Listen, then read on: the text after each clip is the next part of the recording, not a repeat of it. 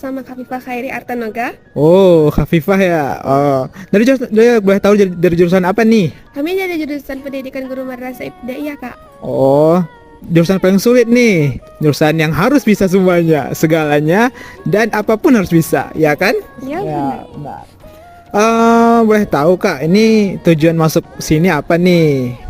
Baik, tujuan saya masuk di sini tentunya untuk menambah pengalaman dari bagian perkuliahan, dan salah satu tujuan saya sebagai mengambil jurusan pendidikan guru madrasah ibtidaiyah ini adalah bahwa saat ini sudah sangat sulit ditemukan guru-guru madrasah ibtidaiyah yang memiliki kompetensi yang baik di bagian bidangnya.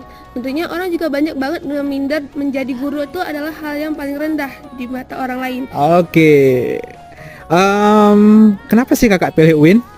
Kenapa kami memilih UIN? Karena UIN adalah salah satu perguruan tinggi dengan berakreditaskan baik atau unggul